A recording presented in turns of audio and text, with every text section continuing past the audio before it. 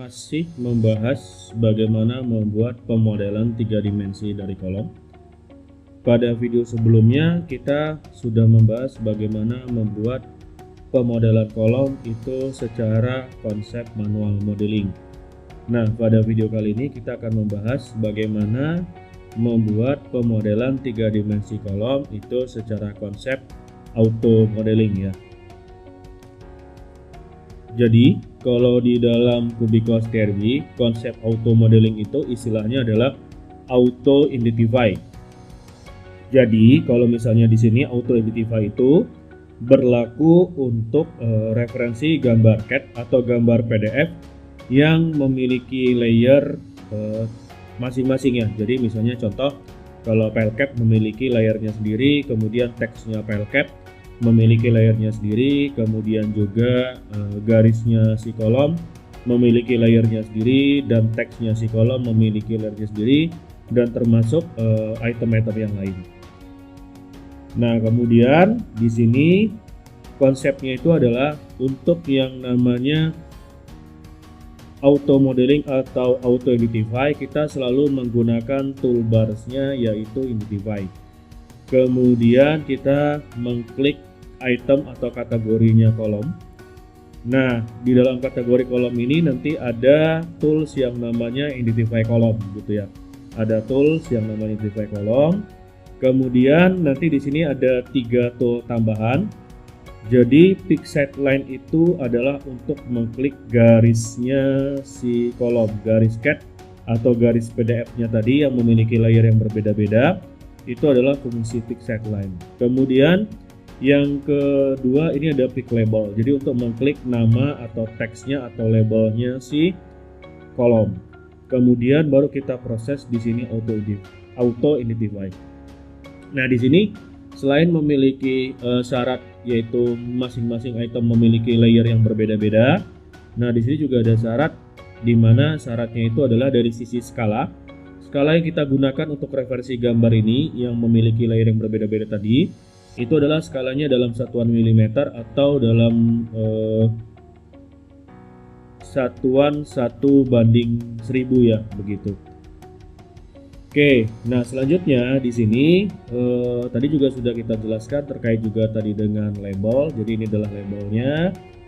Kemudian juga baru nanti kita menggunakan fungsi auto identify. Nah, jadi ini adalah proses pembuatan pemodelan secara auto modeling masih di luar konsep untuk menginput data penulangannya ya.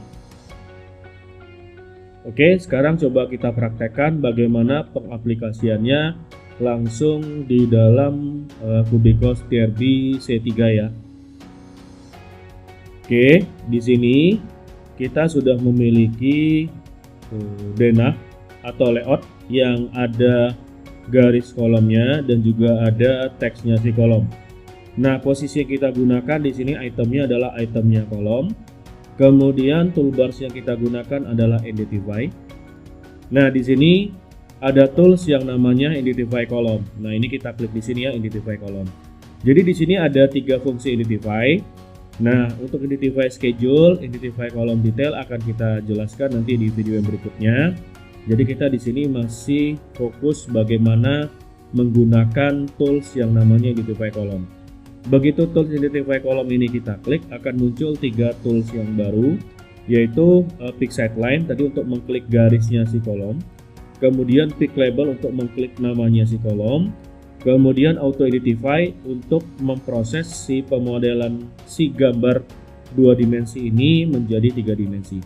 Nah, sekarang kita coba ya. Jadi kita klik dulu di sini pick set line, kemudian kita klik garisnya si kolom gitu ya.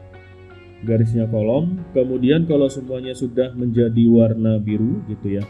Nah, di sini akan muncul select kolom set line. Jadi ada instruksinya, select kolom set line, kemudian kalau sudah diklik kolom set line-nya, udah di-select, baru right click untuk confirm selection. Jadi klik kanan untuk kita confirm, kita klik kanan. Kemudian pick label, kita klik toolsnya pick label, kemudian kita klik namanya si kolom gitu ya. Select kolomnya label, kemudian right click lagi untuk konfirmasi, kita right click. Baru kita klik di sini auto identify gitu ya, kita klik auto identify. sehingga nanti akan muncul identifikasi komplit dengan 50 kolom teridentifikasi total. Nah, ini kita klik OK, sehingga nanti di bagian elemen list ini akan muncul nama-nama kolom sesuai dengan label yang tadi sudah kita klik. Nah, untuk mengurutkannya supaya urut dari K1, K2, K2 dan K3 ini bisa kita drag begini. K1 gitu ya, K2 nya kita drag ke sini. Jadi K2A, K2 ya, K2A nya kita drag lagi di sini gitu. Nah, kemudian kita bisa klik di sini shift, kita select semua, dan section yang nomor 4 dan nomor 5 nya ini saya besarkan dulu ya. Jadi section yang nomor 4 dan 5 lebar dan tingginya bisa kita centang supaya kita bisa mengetahui dimensinya si kolom itu langsung di bagian nama si kolomnya.